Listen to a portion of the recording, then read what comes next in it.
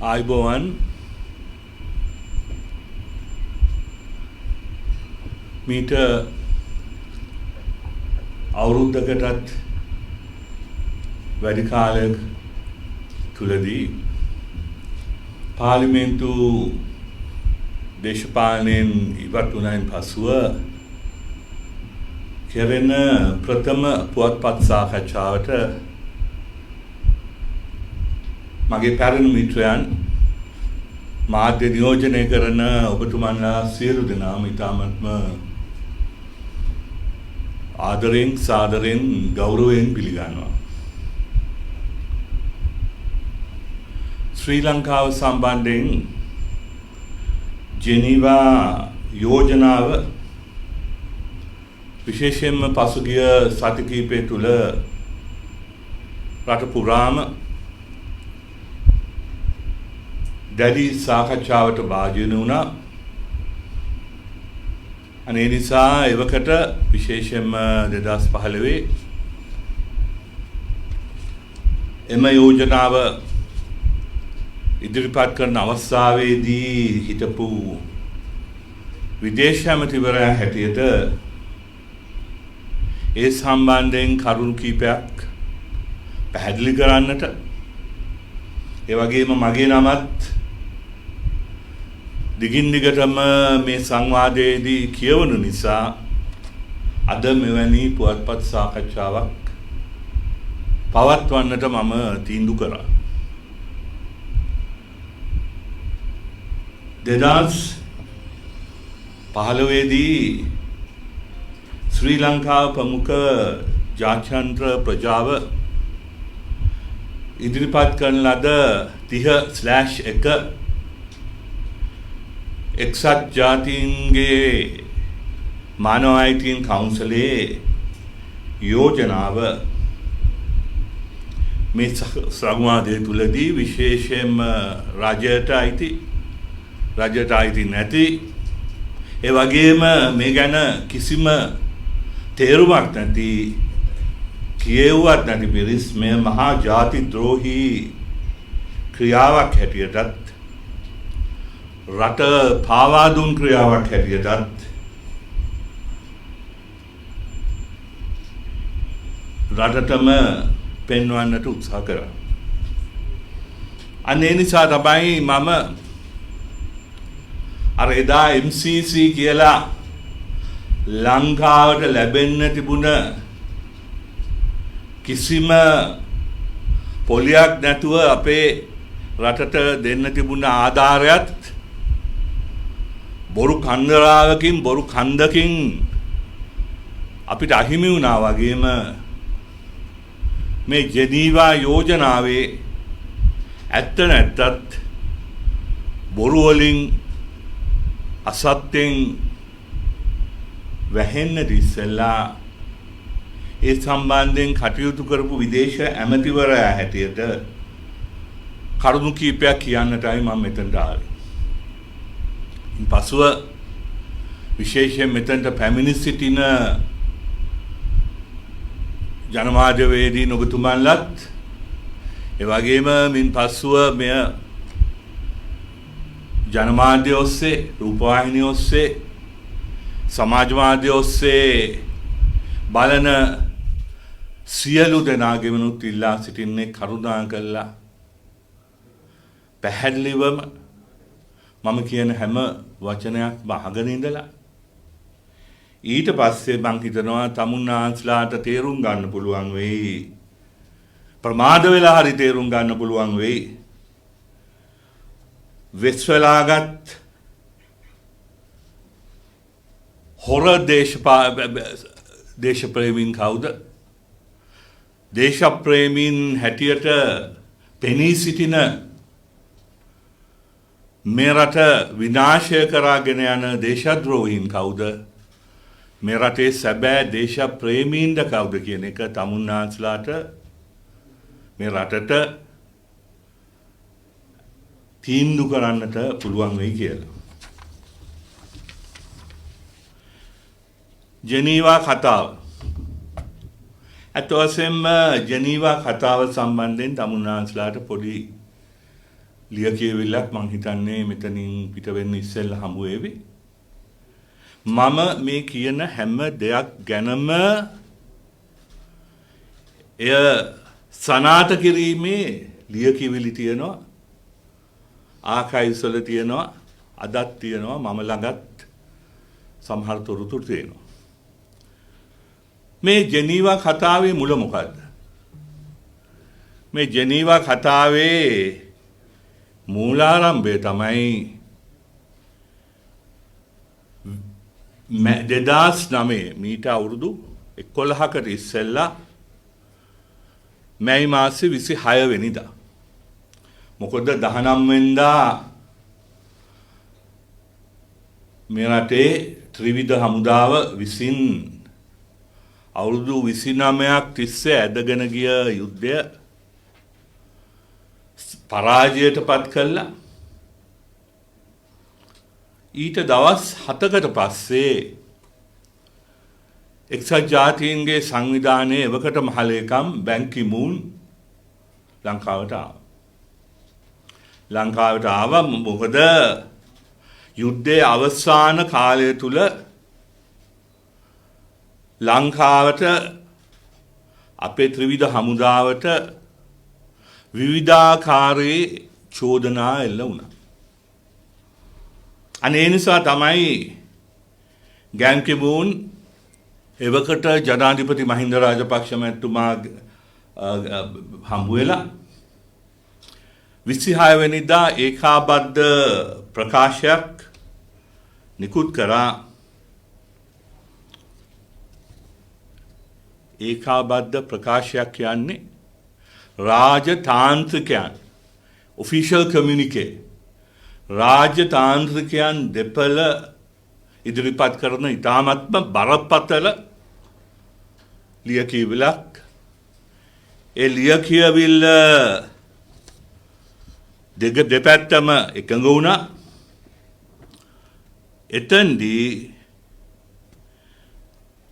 මෙතෙන්දී සිදු වූ ඇතයි කියන මානව අයිතීන් උල්ලංඝනය කිරීම,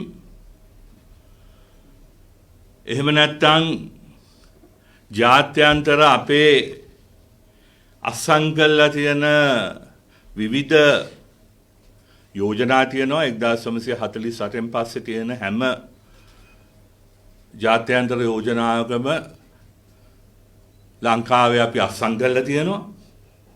ඒවට අනුකූලව යුද්ධ කරාද එහෙම කියලා හොයන්න පරීක්ෂණයක් කරන්නට මහින්ද රාජපක්ෂ මේ ඒකාබද්ධ ප්‍රකාශය තුලින් අවසාන ඡේදයේ තියෙනවා බාරගත්තා. The Secretary General underlining the importance of an accountability process for addressing violations of international humanitarian and human rights law, and the government stating that measures will be taken to address those grievances. ජාත්‍යන්තර නීතීන් මේ වෙලාවේදී උල්ලංඝනය වුණාද නැද්ද කියලා සොයා බලන යාන්ත්‍රණයක් ඇති කරන බවට මහින්ද රාජපක්ෂ ජනාධිපතිතුමා බැන් කි මූන්ට නෙමෙයි එක්සත් ජාතීන්ගේ සංවිධානයේ මහලේකම්ට පොරොන්දු වුණා. ඒක තව දිගට තියෙනවා. ඊට පස්සේ මොකද්ද උනේ? 26 දැන් මේක තියෙන්නේ සමාවෙන 23. මං ඉස්සෙල්ලා කියවුනේ 26 කියලා. 23 වෙනිදා බැන් කි මූන් ලංකාවට එන්නේ. දවස් 3ක් ඇතුළත ලංකාවේ නම කියලා විශේෂ යෝජනාවක් එක්සත් ජාතීන්ගේ ගේනවා ජෙනීවා වල. කවදාවත් මේක අපිට වෙලා නැහැ. 26 වෙනිදා ලංකාවේ තත්ත්වය ගැන කතා කරන්න විශේෂ යෝජනාවක් දෙනවා. එවකට තිබුණ රජයවත් තානාපතිවරයාවත් ඒක නවත්ව ගන්නට උත්සාහ කරෙත් නැහැ. ඒක නවත්ව ගන්න උත්සාහ නොකර අපේ රජය විසින්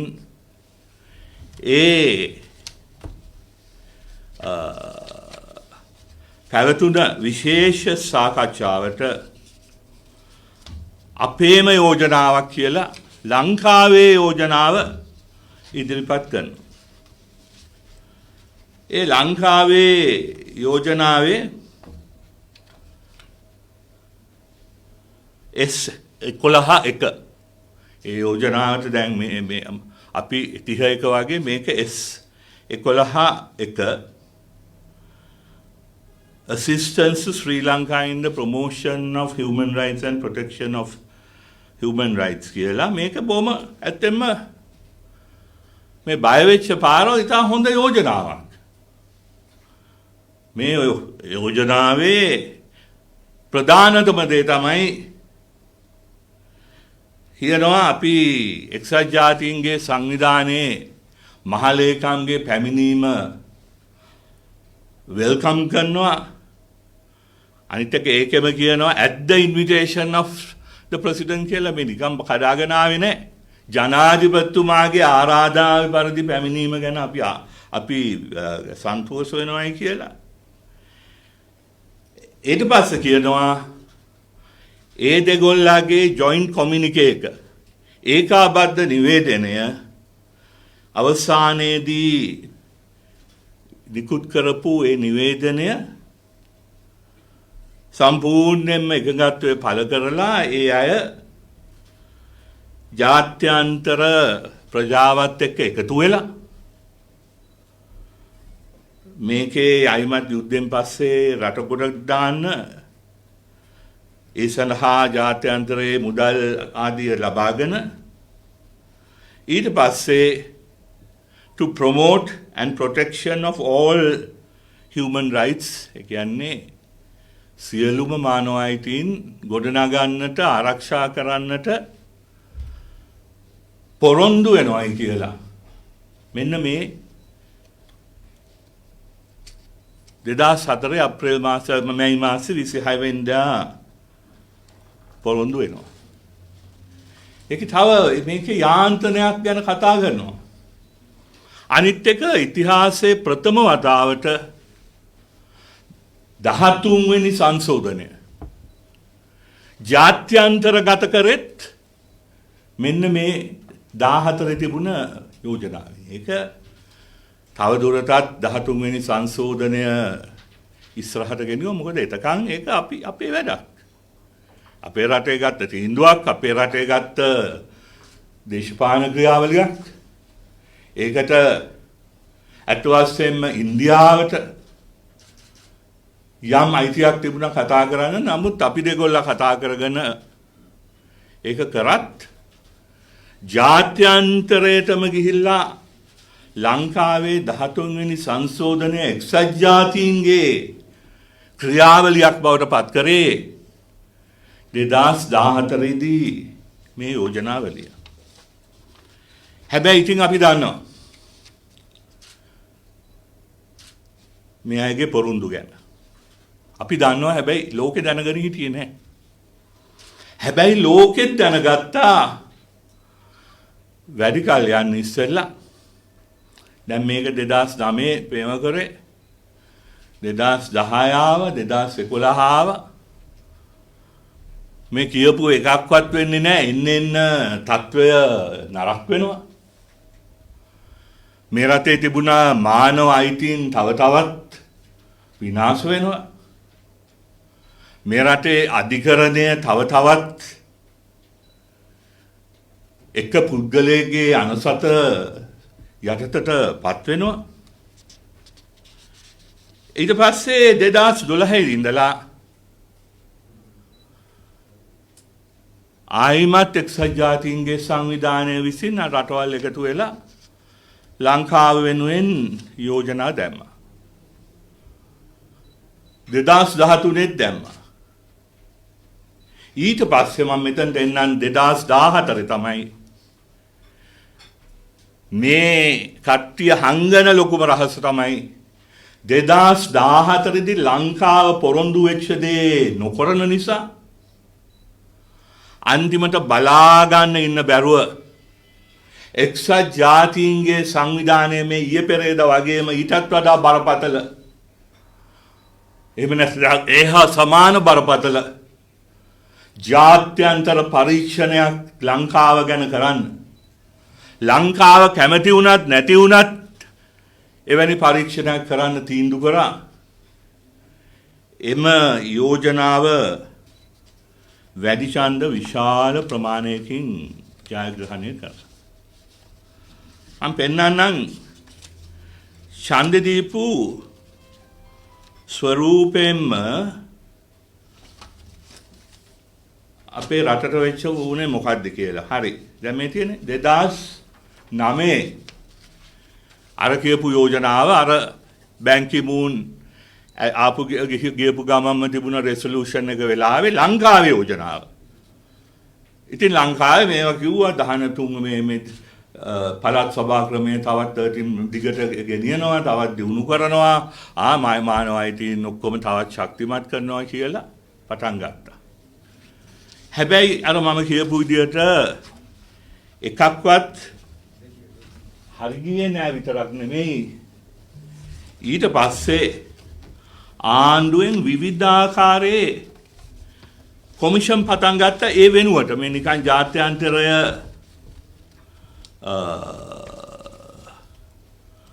පෙන්නන්න මෙන්න අපි මොන හරි කරනවායි කියලා පටන් ගත්තා. හැබැයි ඒ කොමිෂන් උගත් පාඩම් කොමිසම තිබුණා, පරණගම කොමිසම තිබුණා. මේ හැම කොමිසමක් ආණ්ඩුවෙන් පත් කරත් ඇත්තටම ඒ කොමිසමුත් කියන්න පටන් ගත්තා යම් මේ තියෙන පරණගම කොමිසමේ මේ මහින්ද රාජපක්ෂ ආණ්ඩුව පත් කරපු කොමිසම ඊට පස්සේ මම කියනවා සුදු කොඩි නඩුව Channel 4 රූපවාහිනියෙන් පෙන්නපු ඒ දර්ශන එතකොට මුළු බස් එකකම හිටපු සිරකාරයන් නැතිවීම, ඉස්ප්‍රීතාල වලට බෝම්බ ගැස්වීම, මේවැනි දේවල් මෙවැනි චෝදනා තියෙනවා. ඒක නිසා මේ සම්බන්ධයෙන් ස්වාධීන විනිශ්චයකාරු වරුන්ගේ පරීක්ෂණයක් වෙන්න ඕනේ කියලා පරණගම කොමිසමත් කියන්න පටන් ගත්තා. එතකොට මොකද මේක ඇත්ත නම් මෙවැනි දෙයක් වුණා නම් ඒක හොයලා බලලා අපි ඔප්පු කරන්න ඕනේ මේක war crimes එහෙම නැත්නම් යුද අපරාධයක් වෙන දේවල් කියන එකත් පරණගම කොමිසමේ කිව්වා. දැන් මිත්‍රවරුනි ලංකාව දැන් පොඩ්ඩක් හිතන්න අපි අපේ ගමේ අපි ඉන්නකොට අපේ අසල්වැසියෙක් ඇවිල්ලා අපිට චෝදනා කරොත් එහෙම අන්න ඊයේ රෑ ඔයගොල්ලන්ගේ ගෙදර මර විලාපයක් මට ඇහුණා. ඔයගොල්ලන්ගේ පුතෙක් සහෝදරයෙක් විලාප කියනවා ඇහුණා. මොන හරි වුණාද, කවුරු හරි මැරුණාද, මැරුවද කියලා අසල්වැසියට අහන්න පුළුවන්. එතකොට අපිට තියෙන්නේ අසල්වැසියට බැනලා කුණුහරුප කියලා එලෝ ගන්න එක නෙමෙයි. අපි පොලිසිය ගෙන්නලා පොලිසියට කියනවා ස්වාධීන පරීක්ෂණයක් කරලා බලන්න මෙහෙම දෙයක් වුණාද කියලා. එහෙම දෙයක් බලලා මගේ කීර්ති නාමය මට බේරලා දෙන්නේ කියලා පරීක්ෂණයකට යවන. නමුත් එහෙම දෙයක් උනේ නැති නිසා බොරුව දිගටම ගෙනිච්ච නිසා අපිව රවට්ටන්න ලේසි වුණාට ජාත්‍යන්තර රවට්ටන්න ඊට ටිකක් අමාරුයි. මොකද උනේ මෙන්න ලංකාවට අර 2009 දී ලංකාවට සහයෝගය දෙන්න රටවල් 29ක් ඉදිරිපත් වුණා 45න් 47. 2009 2012 වෙනකොට අපි බොරු කියන එක බව දැන අපේ යාළුවොත් අපිත් එක්ක හෙමින් ඈත් වුණා. 2012 දී රටවල් 15 දක්වා අඩු වුණා. 2013 දී 13 දෙනා දක්වා අඩු වුණා. 2014 දී 12 දෙනා දක්වා අඩු වුණා. 2014 වෙනකොට යාළුවන් 29ක් හිටපු රටවල් 29ක් හිටපු අපි 12 දෙනාට බැස්සා. ඊට පස්සේ මේ සැරේ දැන් 11ට බහැලා තියෙනවා. මම 2015ට වෙනමෙන් 2015 දී මුළු ලෝකෙම අපිත් එක්ක එකතු වුණා. කවුරුවත් විරුද්ධ වුණේ නැහැ. චීන විරුද්ධ වුණෙත් නැහැ. පාකිස්තානය විරුද්ධ වුණෙත් නැහැ. ඉරිත්‍රියාව ඔය කියන කොහොම ඒකාධිපති රාජ්‍යයන්වත් විරුද්ධ වුණේ නැහැ. කවුරුවත් විරුද්ධව ඡන්දයක් ඉල්ලුවෙත් නැහැ. දැන් උදාහරණයක් හැටියට මේ වතාවේ විරුද්ධව ඡන්දය ඉල්ලන්න නැගිට්ටේ ලංකාව වෙනුවෙන් පාකිස්තානයයි චීනයයි. 2015 දී චීනේ නැගිටලා අපිට ප්‍රශංසා කළා. මෙන්න මේ වගේ තත්ත්වයක් තියෙනවා. අන්තිමට ලංකාවට ඉතුරු වෙලා තියෙන්නේ අත් වශයෙන්ම ලෝකයේ තියෙන අසාර්ථක රාජ්‍ය 14ක් විතරයි. එත්‍රියාව කියන්නේ අපි දන්නව මොන වගේ රටක්ද කියලා. වෙනිසුවෙලාව කියන්නේ ඒකම ඒකාධිපති රාජ්‍යයන් ලංකාවට තියෙන ආදරය නිසා නෙමෙයි අපිට ඒගොල්ලන්ගේ වාසියකුත් නැහැ අපෙන් ඒගොල්ලන්ට වාසියකුත් නැහැ. හැබැයි මෙතෙන්දී අපිට ඡන්ද දෙන්නේ වෙන මොකටවත් නෙමෙයි. අපිට දුන්නොත් ඒගොල්ලන්ගේ රටවල් වලටත් ඇවිල්ලා මේ විදියට හොයන්න ඒ අය පාර කපයි කියලා බයට. ඒක තමයි එකම හේතුව. ඉතින් මෙන්න මේක තමයි මම බොහොම කෙටියෙන් කිව්වොත් උනේ 2014 දක්වා. 2014 දී මොකද්ද උනේ? නිකම්ම යෝජනාවක් නෙමෙයි. 2014 දී ලංකාවේ යුද්ධ අපරාධ වෙනුවෙන්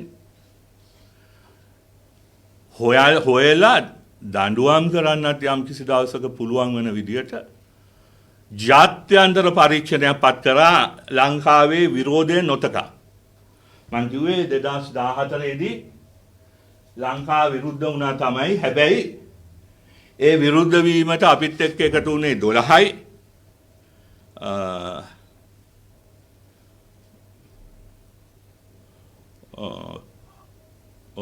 supporting අපිට අපි මේකට විරුද්ධ වෙනකොට අපිත් එක්ක හිටියේ 12යි. අපිට විරුද්ධව 23 දෙනෙක් හිටියා. ඡන්දේ පාවිච්චි නොකරපු 12 දෙනෙක් හිටියා. මෙන්න මේකයි තත්ත්වය. එතනින් නැවතුනේ නැහැ. ඒ විශේෂ කොමිෂමක් පත් කරා.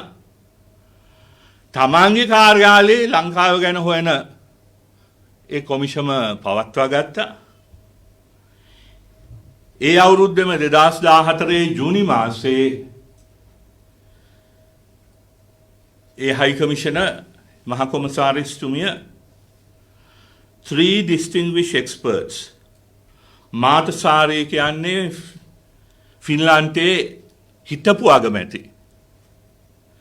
සිල්වියා කාර්ට්රයිට් කියන්නේ නව ශ්‍රීලන්තයේ ඉන්න බොහොම සීනියර් ජජ් කෙනෙක්. විනිශ්චයකාරයෙක් සිල්වේ බොහොම ලෝකෙම පිළිගන්න සිල්වියා කාර්ට්රයිට්. ඊට පස්සේ මිස් එල්ස්මා ජහංගීර් පාකිස්තානයේ හිටපු මානව අයිතීන් කොමිසමේ සභාපති. මෙන්න මේ තුන් දෙනා පත් කළා. ඒගොල්ලන්ගේ පළවෙනි කාර්යභාරය උනේ 2015 මාර්තු මාසයේ සැසිවාරයට ලංකාව ගැන පළවෙනි වාර්තාව ලබා දෙන්න. පළවෙනි වාර්තාව ලබා දෙන්න.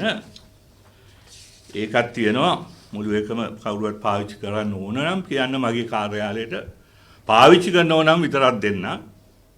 හැබැයි මේකේ තව භයානක කතාවක් තියෙනවා.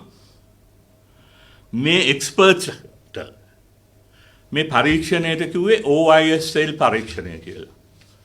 OHCHR කියන්නේ Office for Human Human Rights Commission කියන එකේ කෙටිවට කිව්වා OISL පරීක්ෂණයේ විශේෂඥයන් දුන් දෙනාට ඒ සියලුම privileges and immunities මුක්තිය ලංකාවට එන්න යන්න ලංකාවට අවශ්‍ය තොරතුරු ලබා ගන්න එක්සත් ජාතීන්ගේ සංවිධානයේ නීති යටතේ අපිත් අත්සන් කරපු නීතියක් Article 4 of the 1948 Convention on Privileges and Immunities of the UN and OHCHR staff මානව අයිතීන් කොමිසමේ කාර්ය මණ්ඩලයට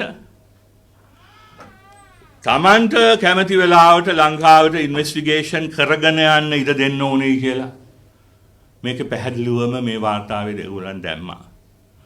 ඊට පස්සේ ටිකක් පොඩි බය කිරිල්ලකුත් කරන අන්තිම වාක්‍ය මම ඉංග්‍රීසියෙන් කියන්නම්. All governments are reminded of this obligation and invited to ensure that facilities necessary for the independent conduct of the investigation are provided. All governments කියන්නේ අර කවුරු හරි අපිට කෙලින්ම බණින් නැති කරගෙන මෙතන මම ඔක්කොම බලනවා මේ සියලු ජනවේදීන් මතක තියාගන්න ඕනේ කියලා කියන වෙලාව ඇතිනේ. හැබැයි ඇත්තටම කියන්නේ ඔක්කොමට නෙමෙයි එක්කෙනෙකුට. මේ තියෙන්නේ ලංකාවට කියනවා. ඔයා ඔබ්ලිගේෂන් ඔයා ඒක බැඳිලා ඉන්නවා මේ අයට රටට ඇවිල්ලා මේ පරීක්ෂණ කරන්න කියලා. ඒ කියන්නේ අපිට ගැලවෙන්න බැරි තත්වයක් ඇති වෙලා ඇත්ත වශයෙන්ම මාර්තු මාසේ මේ වාර්තාව පළවෙනි වාර්තාව මේ පළවෙනි පියවර විතරයි තිබ්බේ.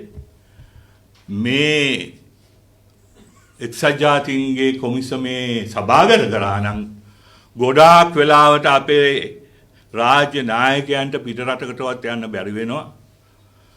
සම්බාධක ජනතාවට නොආවත් ප්‍රධානීන්ට එන්න තිබුණා. මේ වගේ බරපතල තත්වයක් තියෙද්දී සම්පූර්ණයෙන්ම අපේ රටේ ස්වෛරීභාවය පිටරටක රටවල් වලට විකුණලා තිබුණ මොහොතක තමයි මේ රටේ සුළු කාලයකට හෝ වාසනාවකට මේක ඕන විදියකට ලියා ගන්න නමුත් මම කියනවා ඒක වාසනාවකට 2015 ජනවාරි 8 වෙනිදා මේ ආණ්ඩුව වෙනස් වුණේ. ආණ්ඩුව වෙනස් වෙලා 13 වෙනිදාද කොහෙදෝ මම මේ ආණ්ඩුවේ විදේශ ඇමතිවරයා වුණා. මම ඉස්සෙල්ලාම ඇත්තෙම කියන්න ඕනේ ගියේ දිවුරුන් දීලා එදා හවස මං ගියේ මගේ මිත්‍ර සහ ඉන්දියාවේ විදේශ ඇමතුමිය බලන්න සුෂ්මා ස්වරාජ් මහත්මිය. මම පැය 24 ආයිමත් ලංකාවට ඇවිල්ලා පැය 72ක් ඇතුළත ජෙනීවා ගියේ දෙවනුව ජෙනීවා නුවර එවකට හිටපු මේ කොමිසමේ ප්‍රධානියා සේඩ් කුමාරයා හම්බ වෙන ජෙනීවා නුවරට. ජෙනීවා නුවරට ගිහිල්ලා මම එතුමාගෙන් ඉල්ලීම් කීපයක් කරා. පළවෙනිම ඉල්ලීම තමයි කරුණාකරලා දැන් අලුත් ආණ්ඩුවක් තියෙන්නේ. අර 2014 යෝජනාව අනුව කෙරෙන වාර්තාව ඊළඟ මාර්තු මාසේ සභාගත කරන්න එපා. අපිට ලැබිලා තියෙනවා ජනවාරමක්. තමුන්නාසට මතකයි ඒ ජනවාරම මොකද්ද කියලා අපි ඒ අනුව අපි කටයුතු කරනවා.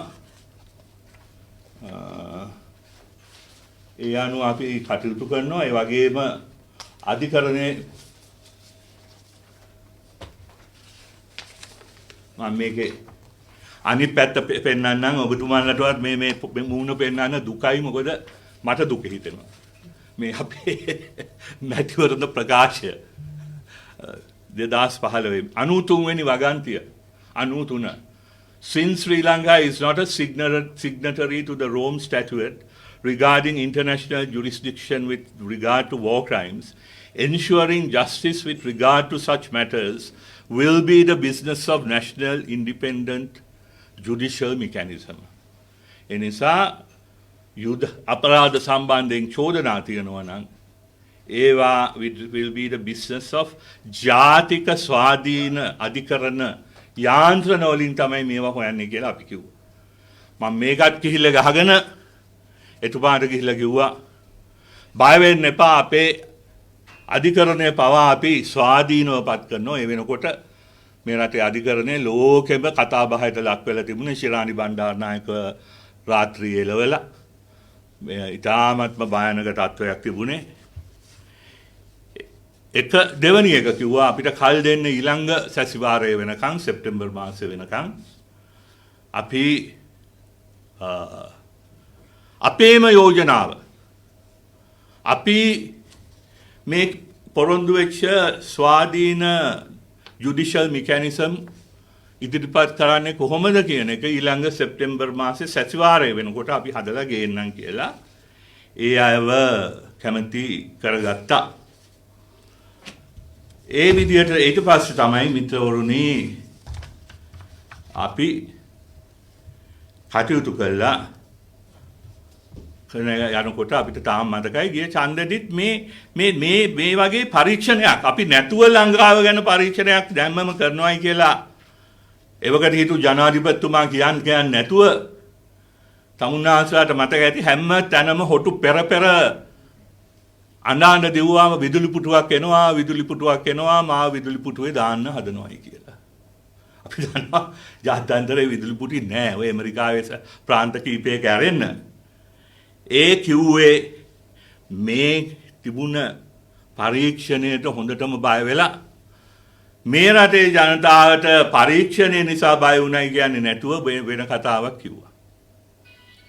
නමුත් මං කිව්වා විදියට අපි ඒක පරාජය කළා. ඊට පස්සේ අපි ලංකාවේ අපි මේ යෝජනාව හැදුවා. හැබැයි ඒ යෝජනාව හදන්න අපි අපේ මිත්‍රයන් වෙන ඇමරිකා එක්සත් ජනපදයේ එංගලන්තේ UK වගේ රටවලුත් එකතු කරගත්තා. මට තාම මතකයි ගිය සැප්තැම්බර් මාසේ 2015 මම නිව්යෝර්ක් නගරයේ හිටියේ අතිගරු ජනාධිපතිතුමා විදේශ ලේකම් ජනාධිපති ලේකම් ඔස්ටින් ප්‍රනාන්දු වගේ අයත් එක්ක මෙහි අපේ අගමැතිතුමා මේ සම්බන්ධයෙන් සැප්තැම්බර් මාසේ බාර දෙන්න තියෙන ඒ යෝජනාව සකස් කරලාන් පස්සේ එවකට හිටපු තානාපති ඇමරිකන් තානාපතිතුමත් ඩෝරිස් කියන බ්‍රිතාන්‍ය තානාපතිතුමත් අරලියගහ මන්දිරයට ගෙන්නගෙන අවසාන ඩ්‍රාෆ්ට් එක ඒගොල්ලනුත් මේක සම දායකත්වයේ පෙන්නනවායි කියලා එකග කරගෙන හැදුවා. හදන හැම වෙලේම මට කෝල් කරලා වචනයක් වෙනස් වුණත් ඇලපිල්ලක් වෙනස් වුණත් මම නිව්යෝර්ක් වල ජනාධිපතිතුමා එක්ක ඉන්නේ කෝල් කර කිව්වම මම ජනාධිපතිතුමාගේ කාමරයට ගිහිල්ලා පැයෙන් පැයට පැය භාගයට ගිහිල්ලා මෙන්න මේ ජනාධිපතිතුමා මේක මෙහෙම පොඩි වෙනසක් වුණා මෙහෙම කොහොමද කියන්නේ කියලා අවසානයේදී මම පැහැදිලිවම කියනවා පසු එසේ නොවේ කිව්වත් ජනාධිපති සිරිසේන 31 යෝජනාවේ හැම වචනයක්ම දැක්කා සහ අනුමත කරා මේ කාලේ. ඊට පස්සේ අපි සෙප්තැම්බර් මාසෙ වෙනකොට අපි ඊට පස්සේ සැසිවාරයට මේ යෝජනාව බාර දුන්නා. මම කියපු විදිහට ඒ යෝජනාවට කවුරුවත් විරුද්ධ වුණේ නැහැ. චීනේ රුසියාව ඔය කියපු ඔක්කොම රටවල් අපි ඇමරිකාව එංගලන්ත එක්ක පටන් ගත්තත් අවසාන වෙනකොට රටවල් 40ක් ලංකාවට සමානුග්‍රහත්වය දැක්වා. බලකඳවුරු මොනවා වුණත් ඇමරිකන් බලකඳවුර වෙන්න පුළුවන්, චීන බලකඳවුර වෙන්න පුළුවන්, රුසියන් බලකඳවුර වෙන්න පුළුවන්, ඉන්දියාව, ජපානයේ, යුරෝපීය සංගමය වෙන්න පුළුවන්. ඒ අය ඔක්කොම අපි වටා රොක් වුණා. ඇත්ත වශයෙන්ම මම ආඩම්බරෙන් කියනවා මේ රටේ ඉතිහාසයේ විදේශ ප්‍රතිපත්තියේ ස්වර්ණමය මොහොත තමයි ඒ මොහොත කියලා. ඒ නිසා තමයි දැන් සිරිසේන මහත්මයා ජනාධිපතිතුමා සමා වෙන්නේ ඒක එවකට. මේ බලන්න එතුමා සෙප්තැම්බර් මාසේ අපි බාර දුන්නේ 2016 නිදහස් දවසේ කරන කතාවේ මම පොඩි කැලලක් තියෙනවා. මේ සිරිසේන මහත්මයා ජනාධිපතිතුමා කියන්නේ ඒ නිසා අපි අපට ලැබී ඇති අවස්ථාව අප විසින් විශේෂයෙන්ම ඉටකළ යුතු අවස්ථාවක්. එක්සත් ජාතීන්ගේ මානව හිමිකම් කොමිෂන් සභාව හරහා අපට ඇවිත් ඇති යෝජනා සම්බන්ධයෙන් වැරදි අර්ථකථනයක් දෙනවා. මා ඉතා පැහැදිලිව කියනවා එම යෝජනා සඳහා අපි මුහුණ දෙන්නේ අපේ රාජ්‍යයේ ගෞරවය ආරක්ෂා කිරීම සඳහා. අපේ රටේ ජනතාවගේ ගෞරවය ආරක්ෂා කිරීම සඳහා. අපේ ආරක්ෂක හමුදාවල ගෞරවය ආරක්ෂා කිරීම සඳහා. සහ ලෝකයේ පිළිගත් හමුදාවන් බවට අපේ ත්‍රිවිධ හමුදාවන් පත් කර ගැනීම සඳහා බව. එක්සත් ජාතීන්ගේ සංවිධානයේ ප්‍රමුඛ සියලු ජාත්‍යන්තර සංවිධාන සහ සියලු රාජ්‍යයන් අපේ රට ගෞරවයෙන් පිළිගැනීම සඳහා ඒ යෝජනාවලට අපි මුහුණ දීම ඉතා ඉවසීමෙන් සංයමයෙන් හික්මීමෙන් අපි ඒ සඳහා ක්‍රියාත්මක කරනවා කියන එක ඉතාමත්ම පැහැදිලිවම කියන්න ඕනේ. ඒ වගේම එතුමා 2015 මේ ගමන් මග යන මෑයින් ජාත්‍යන්තර සම්මන්ත්‍රණ ශාලාවක පැවති විද්‍යාත් සාකච්ඡාවකදී 16 එතුමා මොකද කියන්නේ? රට ගොඩනැගීමේ කාර්යයේදී මම සෑම විටම ක්‍රියා කරන්නේ ජාත්‍යන්තර මිත්‍රතා සම්බන්ධතාවයන් ශක්තිමත් කරගෙන ඒ හොඳ හිත තුළ මේ රටේ ඉදිරි අනාගතය සාර්ථක කරන්න. හොඳ රටක් ගොඩනගන්න. යුද්ධයක් ඇතිවීම නැවත ඇතිවීම වැළැක්වීම සඳහා ගත යුතු සෑම ක්‍රියාමාර්ගයක් ගැනීම සංහිඳියාව සහ යහපාලනය කියන වචනය බොහෝ වෙලාවට ඒ තිබෙන වටිනාකම් අපේ රටේ ඇතැම් අය තේරුම් නොගැනීම නිසාදෝ බොහෝ වෙලාවට අවඤ්ඤාවට ලක් කරනවා, අගෞරවයට ලක් කරනවා.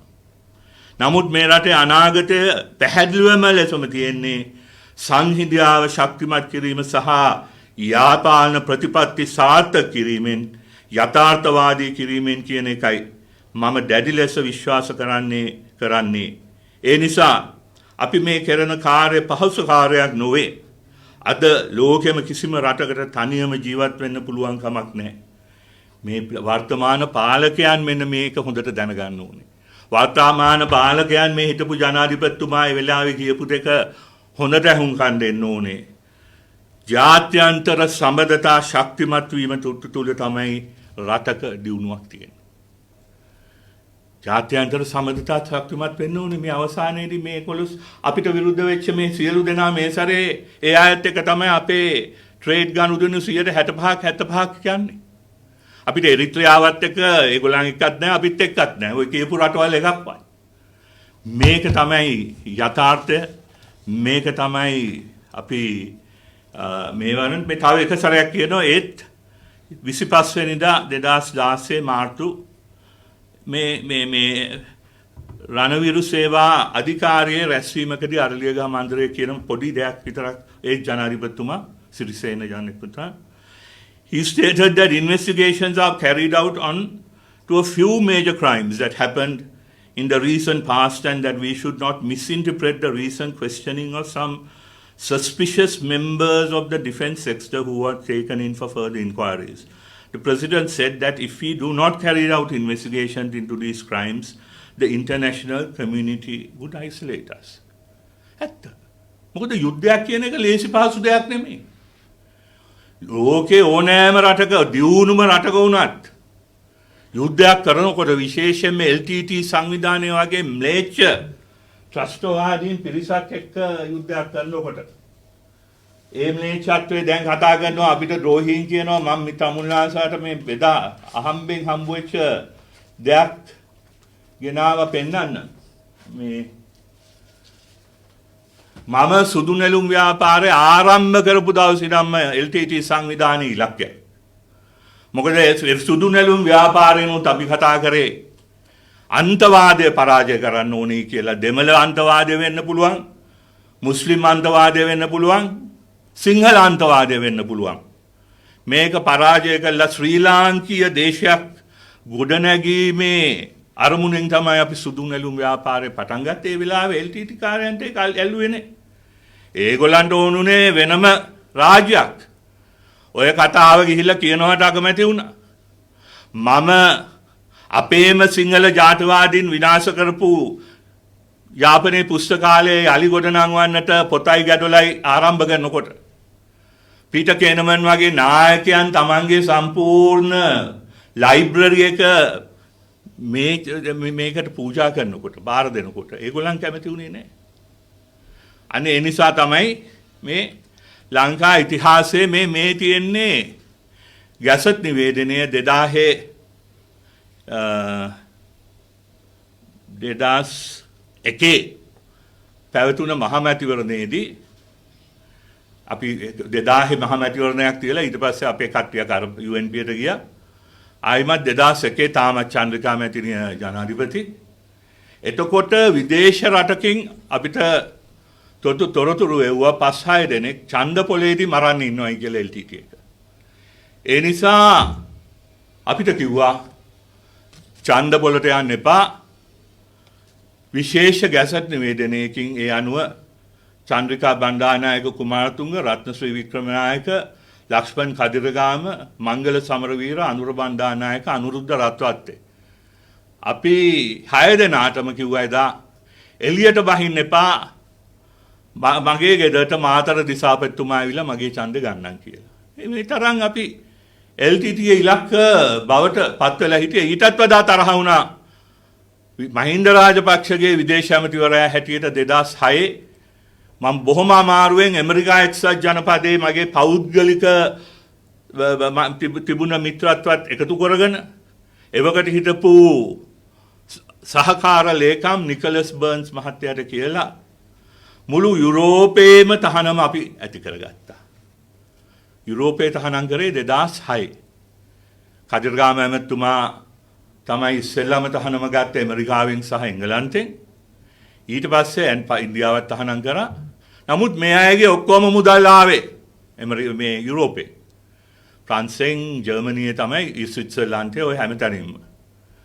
බොහොම අමාරුවෙන් ඒ තහනම ගත්තේ. ඇත්තටම ඇමරිකාවටත් අපි ස්තුතිවන්ත වෙන්න ඕනේ ඒක ලබා ගැනීමට. ඉතින් අන්න ඒ නිසා තමයි ඔය අන්තවාදී දෙමළ කොටස් අපිත් එක්ක ඒ දවස්වලින් නම් තරහයි. නමුත් අපිට පුළුවන් වුණා ඒ කොටස් වලිනුත් කොටසක් මධ්‍යස්ථ තැනකට ගේන්න. ඉතින් මේවා අපි මෙච්චර කරලා තියෙනකොට තමයි අන්තිමට ಜಾති ද්‍රෝහී අරවා මේවා කියලා ලේබල් ගහලා තමයි මේ ලේබල් ගහලා දුවන ආණ්ඩුවක්. ප්‍රතිපත්ති නැහැ, දැනුමක් නැහැ, අත්දැකීම් නැහැ. එකම දේ බොරු කියලා ටියුෂන් මාස්ටර්ලා ටිකක් අල්ලගෙන වොයිස් කට් සාදුලි ටිකක් අල්ලගෙන රූපවාහිනී මාධ්‍ය වලින් සම්පූර්ණ බොරු කියලා ජනතාව අහිංසක ජනතාව නොමග යවීම තමයි මේ අයගේ ප්‍රධානම මාතෘකාව. කොහොම හරි 2015 දී මම කියපු විදිහට අපි සෙප්තැම්බර් මාසේ මේ යෝජනාව ඉදිරිපත් කළා. අතිවිශිෂ්ට කවුරුවත් විරුද්ධ නොවි අතිවිශිෂ්ට ජයග්‍රහණයක් ලබා ගත්තා විතරක් නෙමෙයි ඊට පස්සේ මේ ජයග්‍රහණයෙන් වාසී රටට විශාල ප්‍රමාණයක් ලැබුණා. මට එකපාරට ඔළුවට එන ප්‍රධානම තුන තමයි යලි වතාවක් GSP+ සහනය රැකී ආරක්ෂා ලක්ෂයකට වඩා අපිට අහිමි වුණා 2013 මේක අයින් කරනකොට. ඒක අපි ලබා ගත්තා. ආයිමත් කර්මාන්ත ශාලා විවෘත කරගෙන අර ඉන්න තරුණයන්ට රැකී ආරක්ෂා ගන්න පුළුවන් වුණා. අපි එනකොට යුරෝපීය සංගමය විසින් ලංකාවේ දීවර කර්මාන්තයට දීවරයන්ගේ තියෙන ටූනා මාළු යුරෝපයේ විකිණීමත් තහනම් කරලා තිබුණා. රෙඩ් කාඩ් එකක් දීලා තිබුණා. මම අපේ අගමැති මහින්ද සමාවෙන්න අගමැති රනිල් වික්‍රමසිංහ මහතාගේ මඟ පෙන්වීම යටතේ යුරෝපීය සංගමේ නායකයන් හමු වෙලා සාකච්ඡා කළා. එතුමත් සාකච්ඡා කළා.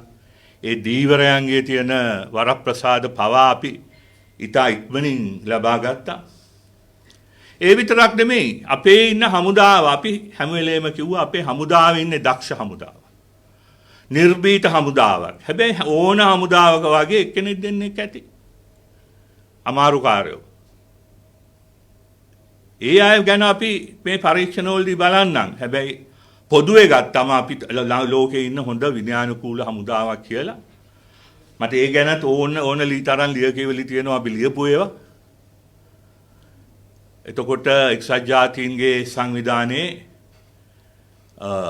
මහා කොමසාරිස් එහෙම නැත්නම් ප්‍රධානියා සමන්ත පව හිටියේ. අපි මොකද ඒ සාමසාධක හමුදායෙන් එක්සත් ජාතීන්ගේ යටතේ අපි අන්තිමට ලංකාවේ හමුදාව ඒ සාමසාධක කණ්ඩායම් වලට ඇතුළත් කරගන්න අපිට පුළුවන් වුණා. ඇත්ත වශයෙන්ම මේ අයට ඉතා හොඳ දීමනාදිය ලැබෙනවා. හමුදාවත් ඒ ගැන බොහොම සන්තෝෂ වුණා. මෙන්න ඊට පස්සේ අපේ අනිත් පැත්තෙන් හැම අතින්ම මේක මොකද තනිවෙන් අපිට ලිඳක තනිවෙච්ච ගෙම්බ වෙන්න බෑ. අපේ අර මානසිකයේ ගොඩනගන්න නම් පුංචි ලිඳක මහ ගෙම්බෙක් වෙලා ඉන්න පුළුවන්. පුංචි ලිඳක වැටිලා ඒක ඇතුලේ ඉඳන් ක්‍රෝක් ගාලා කෑ ගැහුවට ඒකෙන් අපිටවත් ලිඳටවත් ලිඳේ ජීවත් වෙන අනිත් ගෙම්බන්ටවත් වාසියක් නැහැ. අපි ලෝකයේත් එක්ක ගමන් කරන්න ඕනේ. එතකොට විතරමයි අපිට පුළුවන් වෙන්නේ මේ රට දියුණු කරන්න. අපි මම මේ අවසාන වශයෙන් ඊට පස්සේ ප්‍රශ්න වලට ඉඩ දෙන්නම්. මට මතකයි අපි පොඩි කාලේ මුඩුක්කු තියෙන ප්‍රදේශවලට කියන්නේ මොකද්ද? කොරියාවේ කියලා. මම දන්නේ මේගොල්ලන් පොඩි කාලේ එහෙම කිව්වද කියලා. අපි පොඩි කාලේ නම් කොරියාවේ කියලා කියන්නේ මුඩුක්කු තියෙන පැති වලට, ඒ දුප්පත්ම පැති වලට. අද මොකද්ද වෙලා තියෙන්නේ? අපේ මුඩුක්කු වල එහෙම නැත්නම් ගමේ ජීවත් වෙන අසරණ තරුණයන් කොරියාවට ගිහිල්ලා කුණු බාල්දියක් හරි අදින්න අද පොලිමේ ඉන්නවා. භාෂාව ඉගෙන ගන්නවා. ඒ ඔක්කොම කරනවා. මොකද 1948 දී අපි ජපානයට වඩා විතරයි අපි සෙකන්ඩ් උනේ. ඔය ඔක්කොම රටවල් පල්ලෙහා තිබුණේ බංග්ලාදේශයේ පල්ලෙහෙන් පල්ලෙහා. ඒක ආවෙත් 1973 ද කොයිද රටක් හැටියට. නමුත් අද අපි මේ කලාපේ ගත්තත් අපි දැන් එන්න පස්සට යනවා. ඊයේ පෙරේද අගමැතිතුමා ගිහිල්ලා බංග්ලාදේශේනුත් ණයක් ගන්නවා. ඉල්ලනවා. මං කියන්නේ ඒක පේනවා මං බංග්ලාදේශය කියන්නේ ඇත්තටම හොඳ මේ ආර්ථිකය යන්න ඕන ගමන් මඟ තේරුම් ගත්ත රටක්. අපි එයාට ප්‍රශංසා කරන්න ඕනේ. නමුත් මම මේක කිව්වේ බංග්ලාදේශයට නිඳා කරන්න නෙමෙයි. අපි ආපු මාර්ගය වටහා ගන්න. අනේ නිසා තමුන්නාස්ලා මේ බලන් ඉන්න අය පොඩ්ඩක් හිතන්න කල්පනා කරන්න. රූපවාහිනියෙන් දැක්ක පළියට මන්තරයක් වගේ එකම බොරුව නැවත නැවතත් කියපු පළියට මේවා විශ්වාස නොකර විශේෂයෙන්ම අනාගතය බාර ගන්න ඉන්න අපේ දූ දරුවන් තරුණ තරුණයන් ගැන හිතලවත් මේ මොහොතේ අපි කටයුතු කරන්න ඕනේ. අපි ඊටාත්ම භයානක මන්දිස්ථානයක ඉන්නේ. ආර්ථික වශයෙන් භයානක මන්දිස්ථානයක ඉන්නේ. ජාත්‍යන්තර වශයෙන් සම්පූර්ණයෙන්ම යලිවතාවක් හුදකලා වෙලා තියෙන්නේ. අපේම මේ පුංචි ලස්සන රටේ භූමිය පවා අපිට අහිමි වෙමින් තියෙන්නේ. ගස් කොළන් සත්ව සීපාවන් පවා අපිට අහිමි වෙමින් තියෙන්නේ. අන්න එහෙමනම් අපි දැන්වත් මම ඒකයි කිව්වේ තීරණාත්මක මොහොතක් කියලා.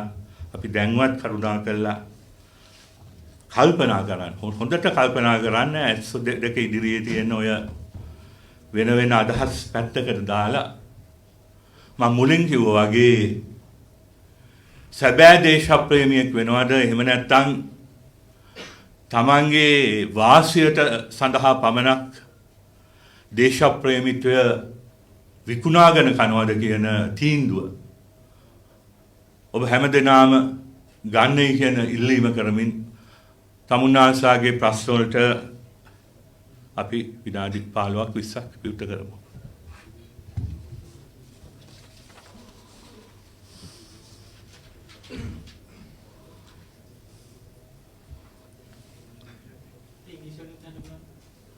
Huh? Oh. To go to any car.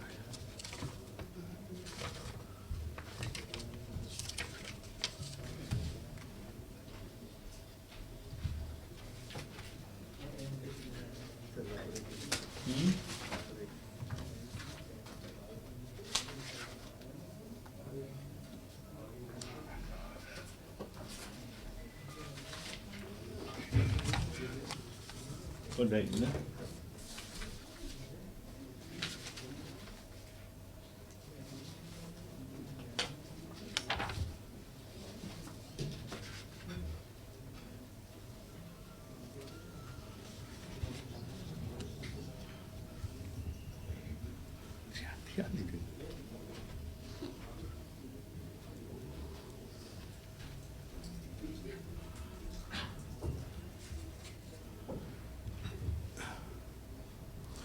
Ladies and gentlemen, during the last few weeks, much has been talked about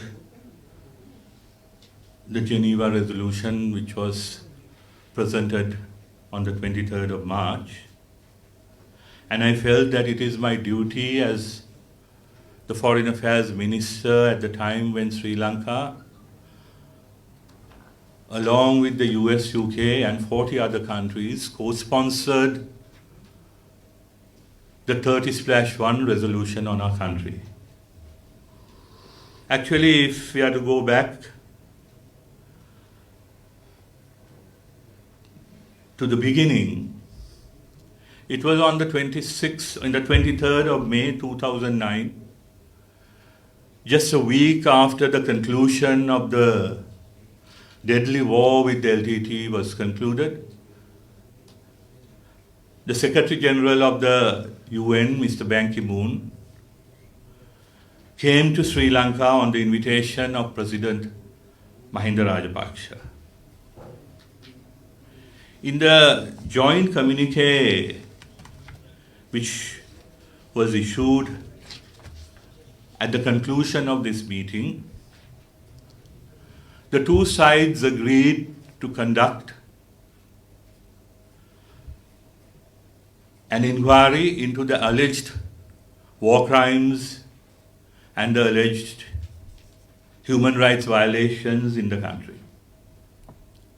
And within 4 days of Mr. Ban Ki-moon's arrival,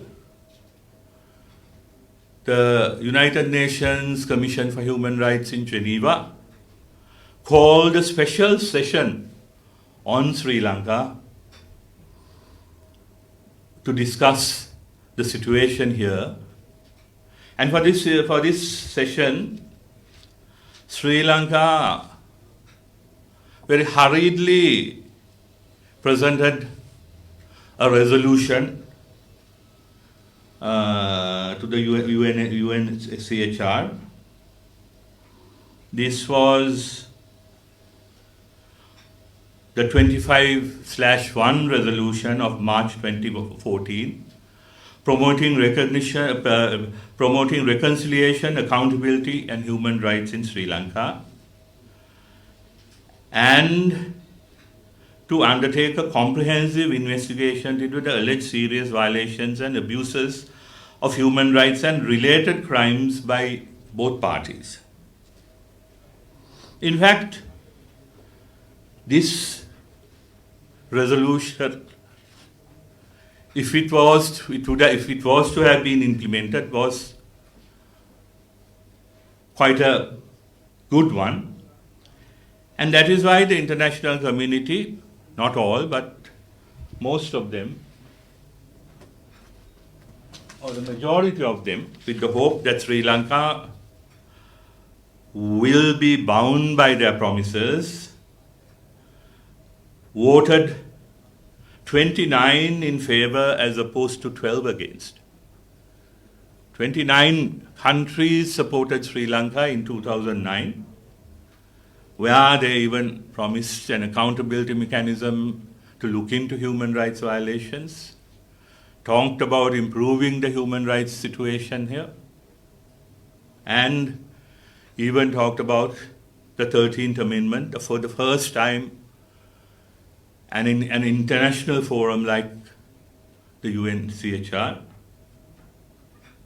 So they got 29 countries to support them, but unfortunately from that point onwards, like all other promises of the Rajapaksa era, they didn't bother to implement many of them. And that is why the trust within the international community kept decreasing, and in 2012, 29 fell to 15 votes supporting Sri Lanka government, 2013 supporting Sri Lanka only 13, and in 2014 when the Human Rights Commission set up the OHCHR investigation on Sri Lanka, that's in short called the OISL investigation, was established. And when Sri Lanka opposed that move by Geneva, only 11 people were left to support. Only 12 people. Only 12 people were left to support Sri Lanka, as opposed to 23 people supporting the UNHCR resolution with 12 abstentions. And this time we saw again our support base has fallen to 21 countries, and most of them autocracies who are more interested in hiding or protecting their atrocities than supporting Sri Lanka. So, it is in this context that when I became foreign minister, went to Geneva just a couple of weeks after the election. My first visit was to meet my good friend and whom I call my sister minister, Sushma G. Swaraj. On the very day I was sworn in, I was in India meeting her, and then I went to Geneva to meet Prince Zayed.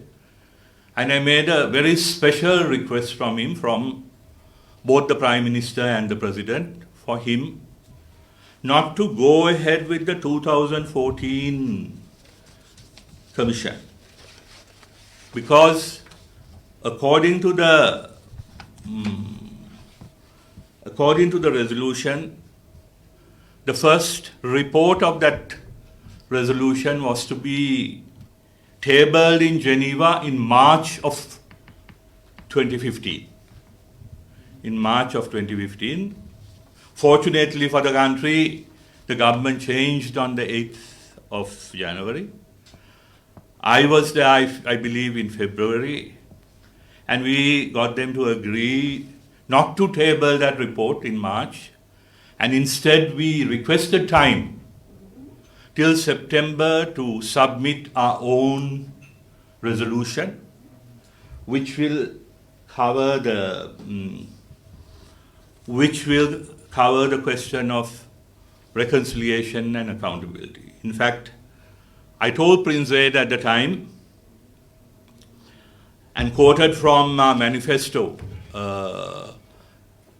of the election, the presidential election, item 93, since Sri Lanka is not a signatory to the Rome Statute regarding international jurisdiction with regard to war crimes, ensuring justice with regard to such matters will be the business of a national independent judicial mechanism.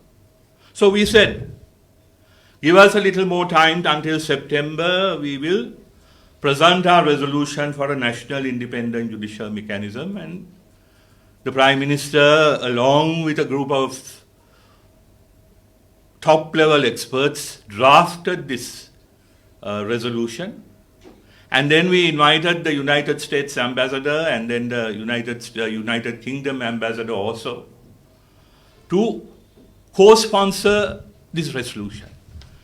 This whole idea that Sri Lanka sponsored a foreign resolution is an utter misleading lie. We managed to get the powerful countries to back us, and each and every word in that resolution was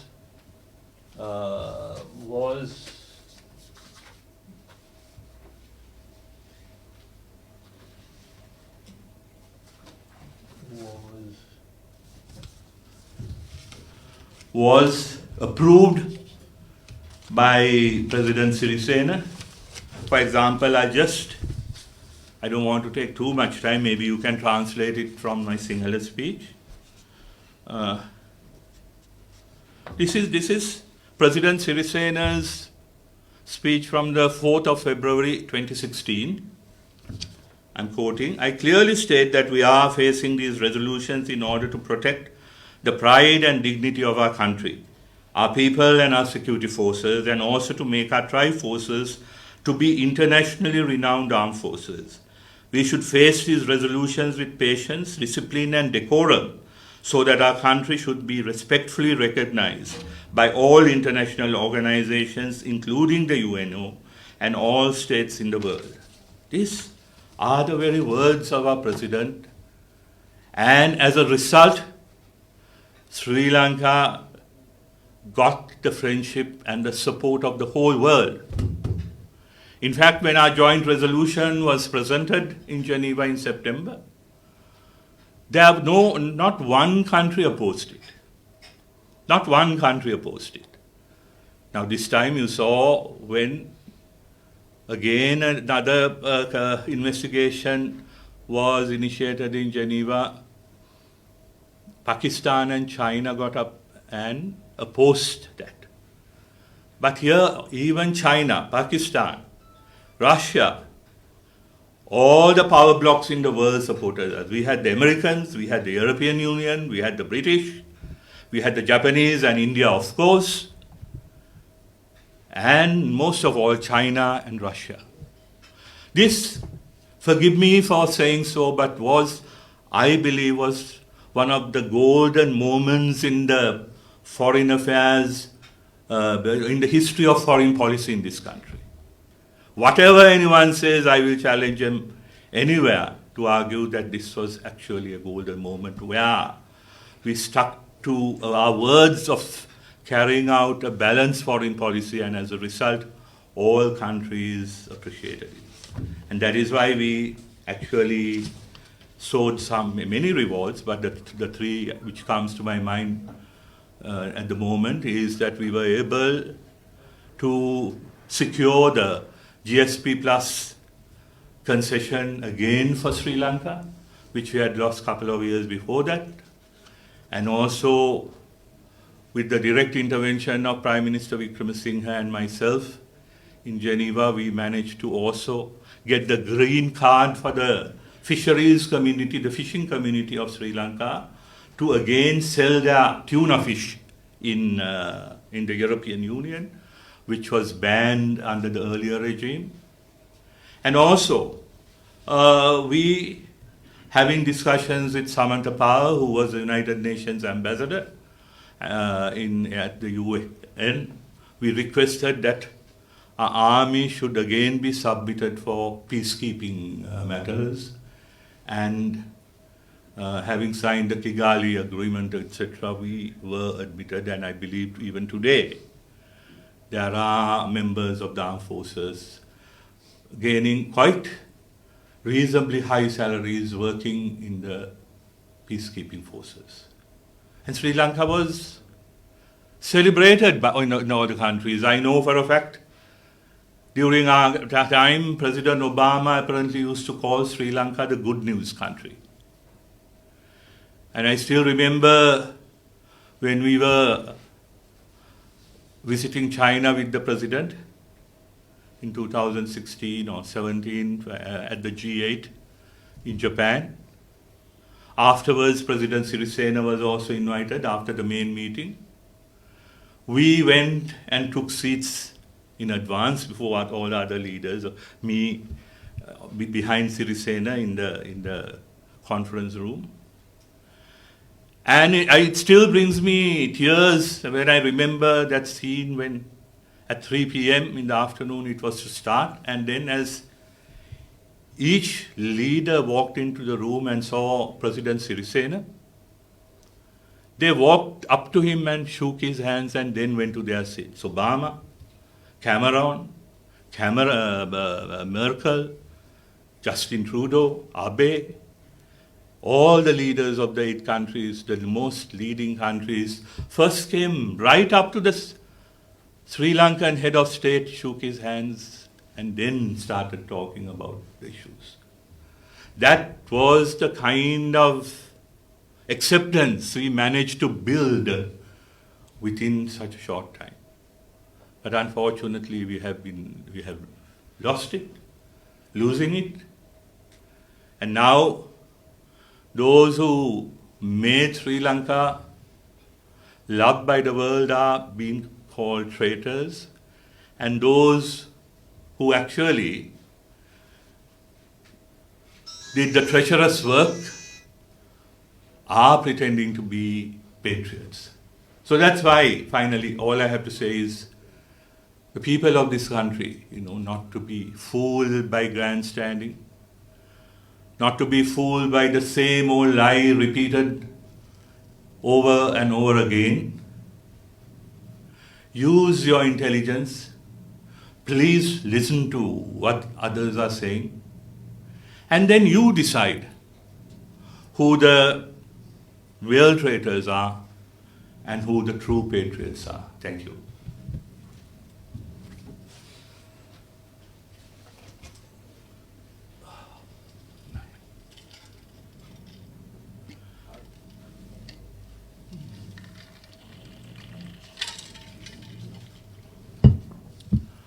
ප්‍රශ්න වුණා 2015 තුනයික යෝජනාව 31 යෝජනාව ඔබතුමා දිනාව කියලා ඔබතුමා සඳහන් කරා. හැබැයි දැන් තියෙන ආණ්ඩුව කියන්නේ ඕක මේ ඇමරිකාව සහ එංගලන්තේ ගෙනාවු යෝජනාවට මංගල සමරවීර මුක්කුවක් ගහලා රට මේ උගලට අල්ලු කරා. අන්න ඒක තමයි අතර මොකද්ද උනේ? නෑ මං ජාත්‍යන්තර විනිසුරුවරයන් ගේන්න පාරක් කැපුවද ඔබතුමා? ඉන්න ඇත්ත තත්ත්වේ මේක ඇමරිකාවේ යෝජනාවක්වත් යුරෝපයේ යෝජනාවක්වත් නෙමෙයි. ඇමරිකාව යුරෝපය ඇතුළු රටවල් ගානක් ගෙනාපු යෝජනාව තමයි 2014 දී මහින්ද රාජපක්ෂ ආණ්ඩුව තියෙනකොට සම්මත වෙලා ඒ අය ඒ කමිටුවත් පත් කරගත්තා. අර මම කිව්ව අර්ථසාරි සිල්වියා කාර්ට්රයිට් සහ තවත් පාකිස්තානයේ විනිශ්චයකාරියගේ නමින් පත් කරා විතරක් නෙමෙයි ඒ වාර්තාව 2015 මාර්තු මාසේ ජනීවා වල සභාගත වෙනවා.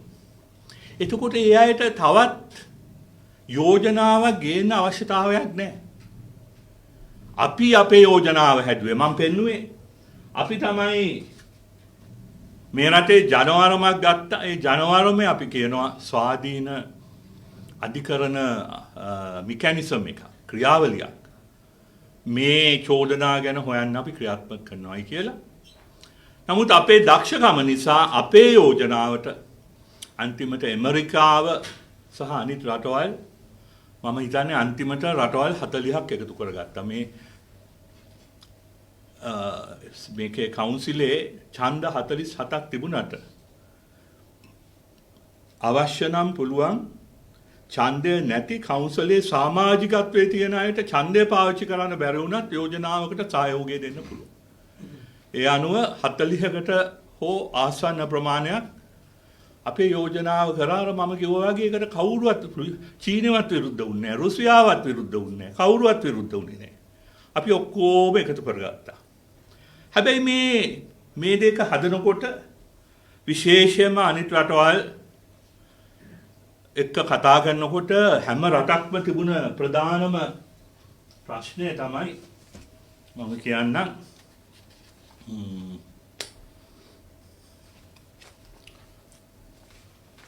ලොකු ප්‍රශ්නයක් තිබුණා අපේ අධිකරණය අනිත් ඔක්කොම හරි අපි අපේ යෝජනා හැම දෙයක්ම බොහොම හොඳින් තිබුණා අපේ අධිකරණය රාජපක්ෂ සමයේ විශේෂයෙන්ම 2010න් පස්සේ ඉතාමත්ම ස්වාධීනත්වයෙන් නැති අධිකරණයක් හැටියටයි මුළු ලෝකෙම බැලුවේ.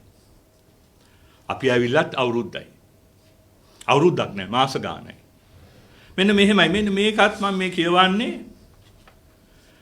පෙබරවාරි 2016 පෙබරවාරි 9 මේ කොළඹදී UNHCR එකේ ප්‍රධානියා ලංකාවට ආව සේඩ් කුමාරයා 16 දී ඇවිල්ලා මට මතක නැහැ කොහෙද කියලා මේ වගේම ඔබතුමන්ලා හම්බුණා ප්‍රෙස් කොන්ෆරන්ස් එක බොහොම විවෘත මම හිතන්නේ පැයකටත් වඩා ගියා මට මතකයි පැයකටත් වඩා ගියා ඕන තරම් ප්‍රශ්න ඇහුවා මේ ප්‍රශ්න අහපු ආවේවත් මගේ ළඟ තියෙනවා මේකේ ඒ ස්ටේට්මන්ට් එකේ මේ බලන්න මෙන්න මේ මතය තිබුණේ මම කියවන්නම් ඔයාලට Sri Lanka has many excellent judges, lawyers and law enforcement officials.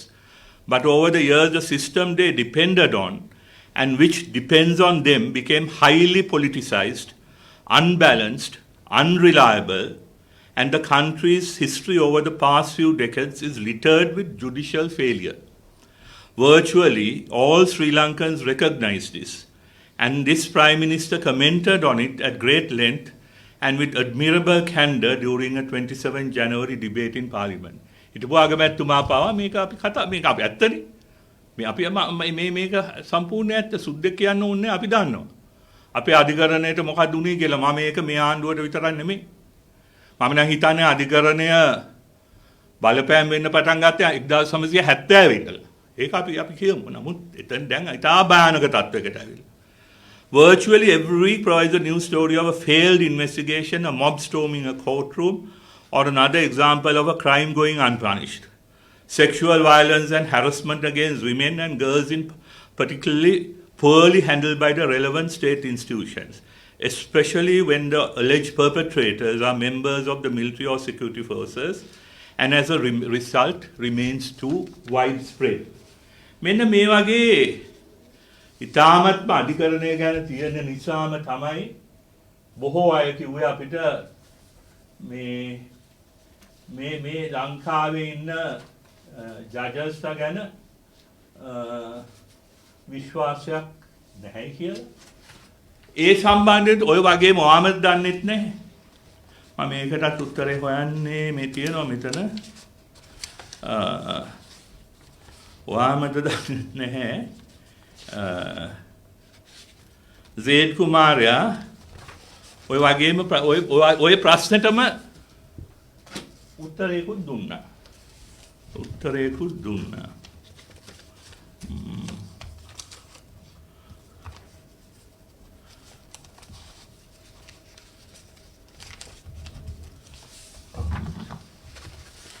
විනාඩියක් ඉන්න.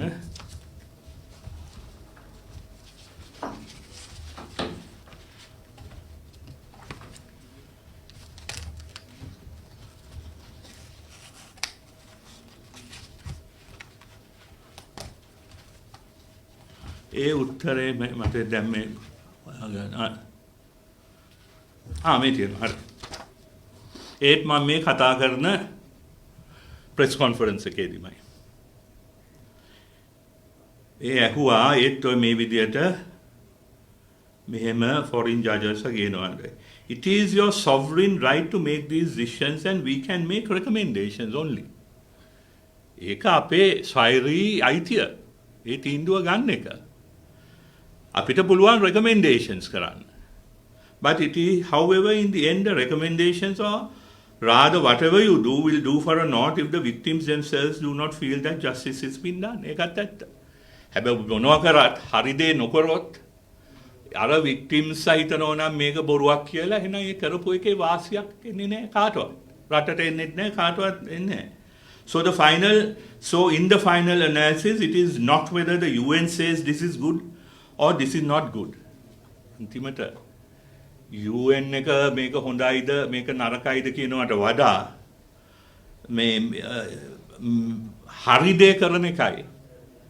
මේට විසඳුමක් සොයන දේ කරන එක තමයි ඕගොල්ලන්ගේ පැත්තෙන් තියෙන යුතුයකම. It is whether the affected communities on all sides, all those who have suffered losing their parents, their children, their siblings, it is only they who can ultimately make these determinations and say the government has done enough to respect us.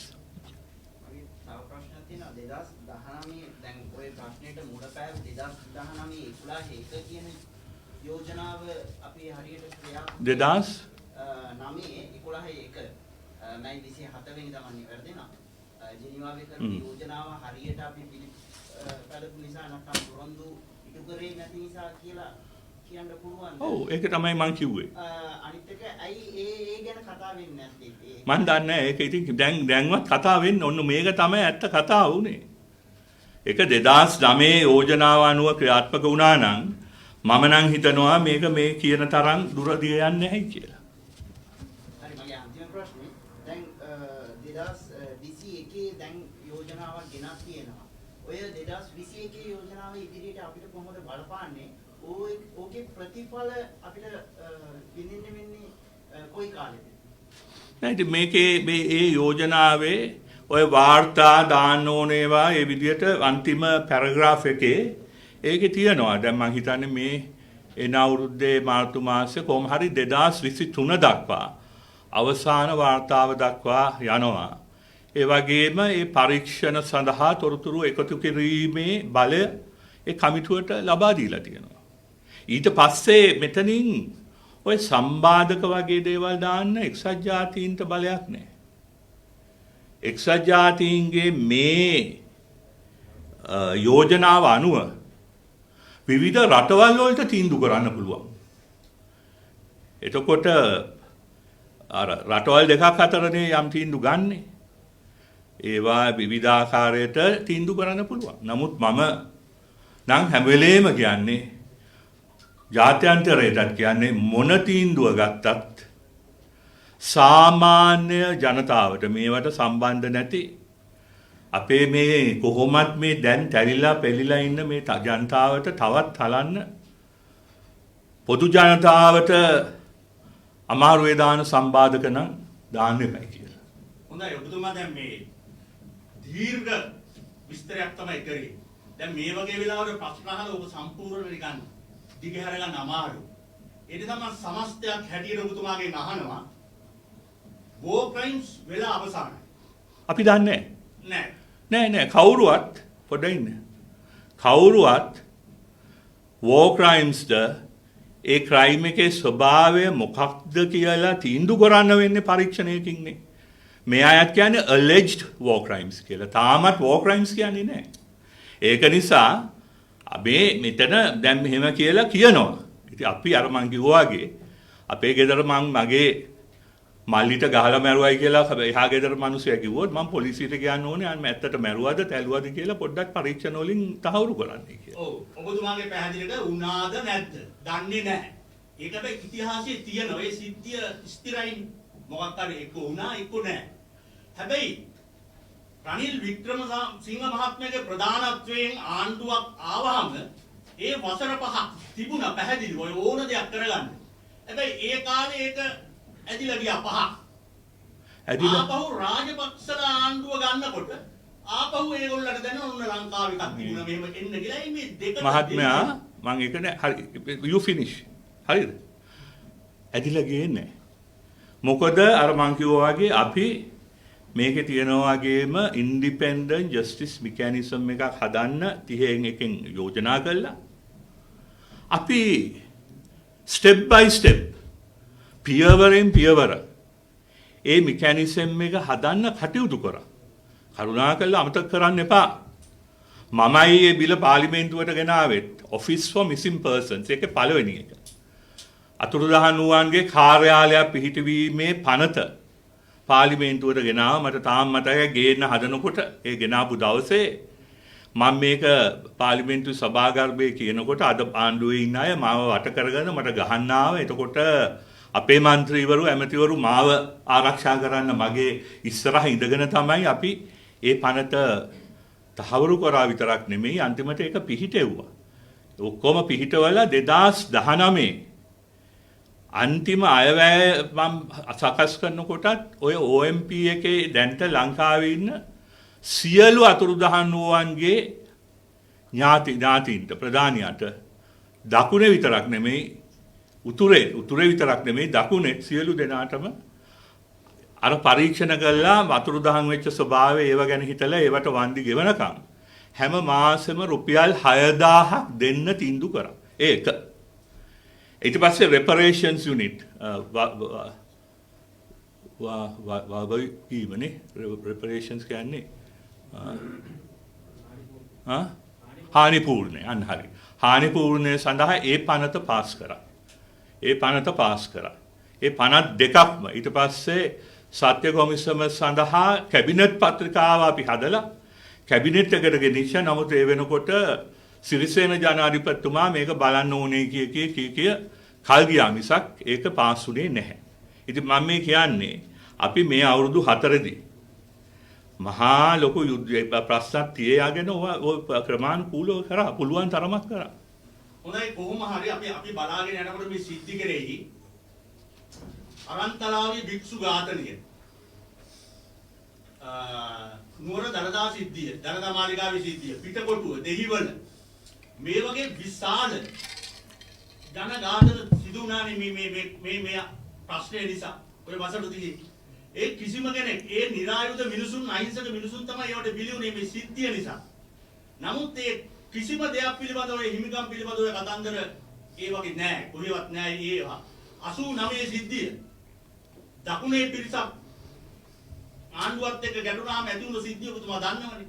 කොහොමද ඒ අයට ඒක නැති කරලා දාන්න කරපු දේ බෙල්ල නැතුව වැටවල් වල ගහලා පාරේ හැමදැනම පුච්චලා තිබ්බ හැටි. කොහොම මේව ගැනත් නෑ. ඇයි මේ සිද්ධියක් විතරම අරගෙන මේ තරම් මේ ඇදලා අපිට පහර දෙන්නේ?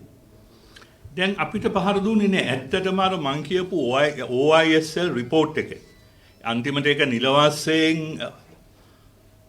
සභාගත නොකරත් අර 2009 එකේ ඒකේ වෙනම කෑල්ලක් තියෙනවා LTT බොහොම හොඳ 2014 කරපු එක ප්‍රශ්නයක් තියෙනවා LTT ප්‍රධාන ඝාතකයන් සියල්ලම වගේ අද ජීවිතුන් අතරේ නැහැ. දෙවැනි එක තමයි මේ වාර්තාවේ පවා කියන ප්‍රධානම දෙන්නෙක් අද මේ රජයේ ඉහළ තනතුරු දරන අය. ඉතින් ඔය වගේ ප්‍රශ්න තියෙන්න පුළුවන් ඇත්ත. මේක අනිත් එක reconciliation දැන් කොලොම්බියා වගේ රටවල් වල අවුරුදු 10ක් 15ක් යන දේවල්. නමුත් අපි අවුරුදු 4න් මහා අභියෝග ඉදිරියේ යම් දේවල් කරන්න බැලුවා. නමුත් ඒ බලපු නිසා තමයි අපි ද්‍රෝහීන් කියලා ලේබල් ගැහුවේ. හැබැයි දැන්වත් කවුද ද්‍රෝහීන් කියන එක ජනතාව තීන්දුව කරන්න ඕනේ. ඔබතුමාගෙන් අවසාන වශයෙන් මේ ප්‍රශ්නේ අහන්නේ. දැන් ඔබතුමා පිළිගන්නවද වසර 30ක් මේ වගේ විශාල ඝාතන අපරාධ අපේ ජාතීන් සියලුම ජාතීන් අතර වෙලා මේක ඉවරුණාට පස්සේ 2009 අපිට ලොකු සහනයක් නේ. පවුලේ අය තාත්තා වෙනම අම්මා වෙනම බස්වල ගියේ. දරුවෝ රැක ගන්න කියලා. ඒ වගේ අපරාධකෙන් බේරුණ අපි ඔය යුද්ධයේ ඔය අවසාන ප්‍රතිඵලය නිසා තමයි අපි ඒක හිත සැහැල්ලු කරගන්නේ.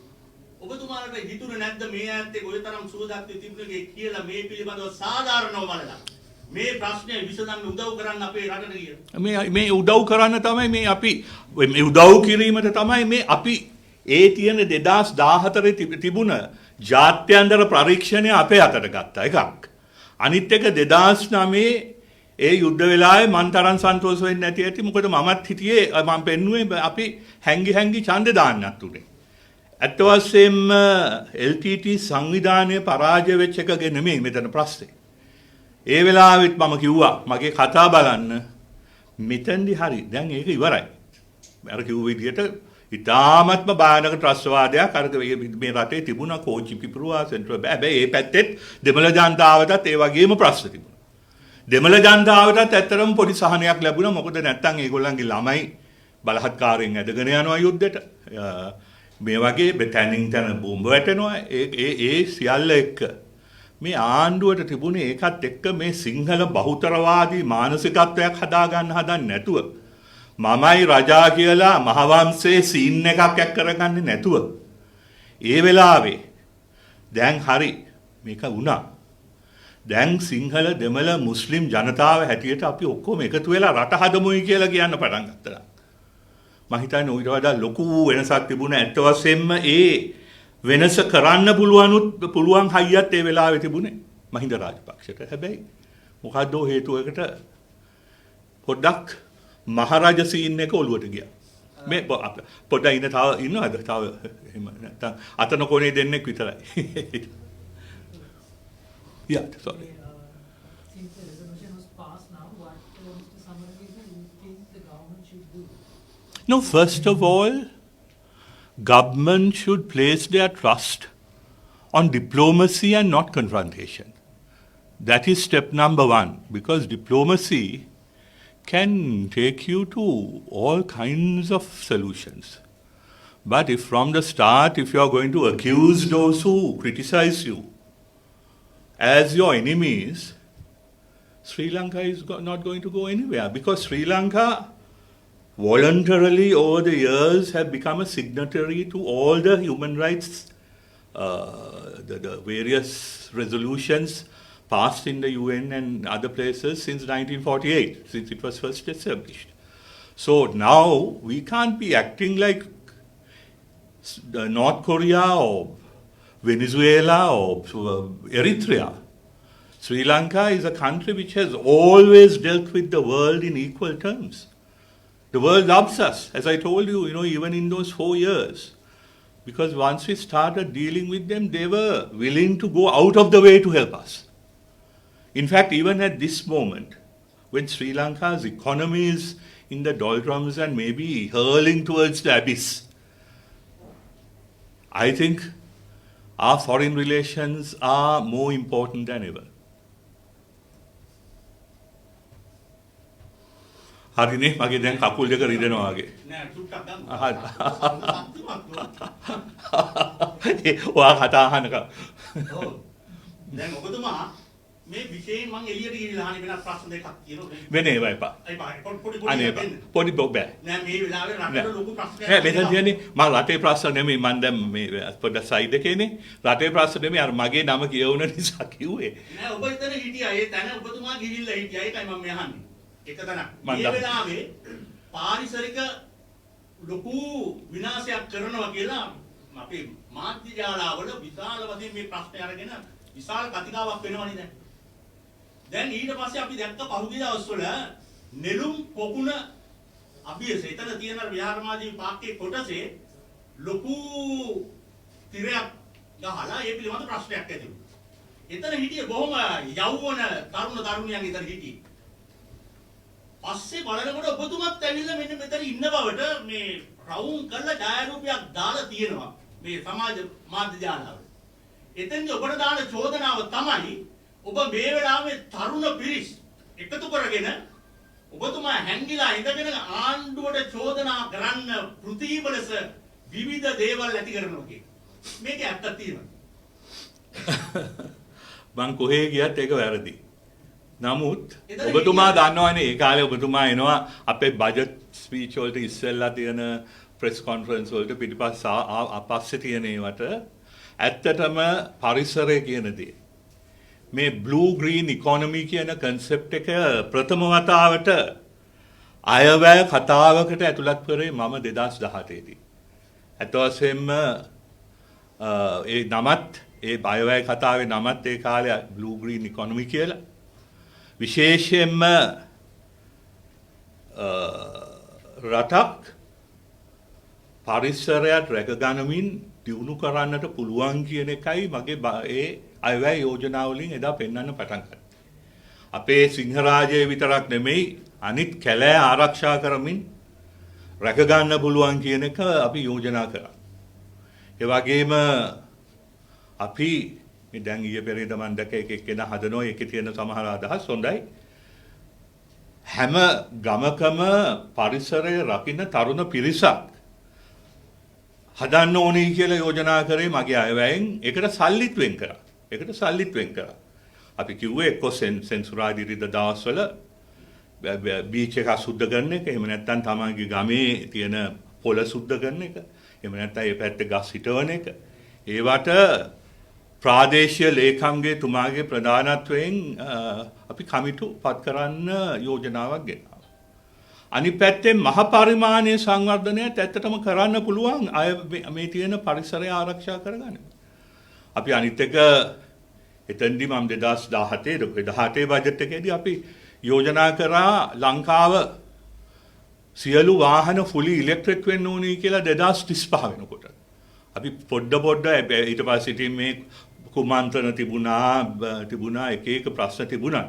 අපි ඕවා පොඩි සාකච්ඡා කර හිටියේ මොකද කොහොමද ඒවා charge කරන තැන් charging තැන් ලංකාව පුරාම දාන්නේ කොහෙද කියලා. ඉතින් ඇත්තෙන්ම පරිසරය කියන්නේ මම හැමදාම ආදරය කරපු දෙයක්. ඒ විශේෂයෙන්ම මම බෞද්ධෙක්. සැබෑ බෞද්ධෙක්. ඔය වොයිස් කට් සාදු බෞද්ධයෝ නෙමෙයි. මේ මොකද බෞද්ධයෙක් කියන්නේ මොකද්ද? අපි සියලු ජීවිතය වලට ආදරය කරන්න ඕනේ. ගස්කොළන් වලට ආදරය කරන්න ඕනේ. සත්ව සියපාවුන්ට ආදරය කරන්න ඕනේ. ඒ මතය උද තමයි මම blue and green budget එක හැදුවේ. ඒක ඔබතුමා පැහැදිලි මේ චෝදනාව පිළිගන්න ඔබතුමා වූ පරිසරයට ආදරේ අපි රකින්න තරුණ පිරිස් අරගෙන නෑ ඒ මගේ සම්බන්ධයක් තිබුණේ නෑ. හැබැයි මමත් ওই වගේ තිබ්බොත් ඒ වගේ ඒවා තිබ්බොත් මම යනවා බලන්න. ඒක මගේ දක්ෂිණ ශ්‍රී ලංකාවේ ප්‍රතාපවත් චරිතයක් මහා නාම සමරවීරයා. දැන් මේ ඔක්කොම හිතයි මං වාව සෙට් කරයි කියලා. නෑ. එතන ඉඳලා විස්කාර පරාසයක අත්දැකීම් සහිත ඔබතුමා දමල ගහනවා එහෙට මේ ඔබතුමාගේ දේශපාලන සටකපට කන් ඔක්කොම දන්නවනේ එහෙට මෙහෙට ගහන විදිය. දැන් මට දැනෙනවා මෙහෙම දෙයක් නිකන් මේ ඉරියව් වලින් ඔබතුමාගේ අලුත් එහෙම. ඒ මොකද්ද? ඔබතුමා සජිත් ප්‍රේමදාස මහත්මයා සමග එකතු වෙනවා. දැන් මේ ඔය විවිධ කරනම් ගහගෙන ගිහලා අවසාන එතන හිටියා. මේ මං කවදාවත් කරනම් ගැව්වේ නෑ. මම ශ්‍රී ලංකා එකෙන් ගියෙත් මාව යවුවා මිසක් මම ගියේ නෑ. ඔව් එහෙමයි ගිහිල්ලා තියෙන අනිත් පැත්තට නෑ මම හැබැයි බොහොම සන්තෝෂයි. UNP එක කියන්නේ ඒ ලිබරල් ප්‍රජාතන්ත්‍රවාදී දර්ශනය ගැන මම බොහොම පැහැදීමකින් ඉන්නේ. හැබැයි රනිල් මහත්තයා එතනින් දමල ගහලා ඔබතුමා සජිත් මහත්තයා නෑ මම දමල ගැහුවේ නෑ. ඇත්තෝ දමල ගැහුවේ නෑ. හරි කියන්නේ. දැන් ඔබතුමා සජිත් මහත්තයාට අර වම් පාදයෙන් ගහලා චම්පික රණවක මහත්තයාට දකුණු පාදයෙන් ප්‍රහාරයක් එල්ල කළා. අපේ චන්ද්‍රිකා මැතිනිය සමග එකතු වෙලා අලුත්ම ගමනක් යන්නට ඔබතුමා නිකන් සැරසෙනවා වගේ මට පේනවා. එහෙම නෙමෙයි මේ වෙන්නේ යන්නේ දැන් වෙනම ගිහිල්ලා. මම ජීවිතේට කාටවත් පයින් ගහලා නෑ. ගහන්න යන්නේ. නෑ ගහන්නේ නෑ. ඇත්තමයි ඉස්කෝලේදවත් කාටවත් පයින් ගහලා නෑ. ඒක මම අර උපමාවක් විදිහට ගත්ත ඔබතුමාගේ ගහන ගැහිල්ලෙන් ගහන. ඔබතුමා යනවනේ නැත්තර යන්න හදන්නේ. කොහෙද? දැන් නිල්ලු එතන පහුගියේ ඒක චන්ද්‍රිකා මැතින සමග එකතු වෙලා චන්ද්‍රිකා මැතිනිය කියන්නේ මගේ හොඳම යාළුවෙක් මම ඉතා ගරු කරන දේශපාලනඥයෙක්. එච්චරයි. ඉතින් එකතු වෙලා නම් මේ අපරාධ වලට එකතු වෙන්න බෑ අප්පා. අපරාධ වලට ජනතාව එකතු වෙන්න ඕනේ. ඉතින් ඔබතුමාලා ඇවිල්ලා කියනවා නේද අපි ඉන්නවා කියලා. එනවද? නෑ. ඉන්න බොරු කියලා. Thank you. විශ්වාස කරන්න. අලුතෙන් ඉස්සෙල්ලා මට අඳුර ගන්නත් බැරි වුණා. වෙනස් කරා. after COVID-19. Sorry, you wanted to ask something, no? No, I think we Thank you.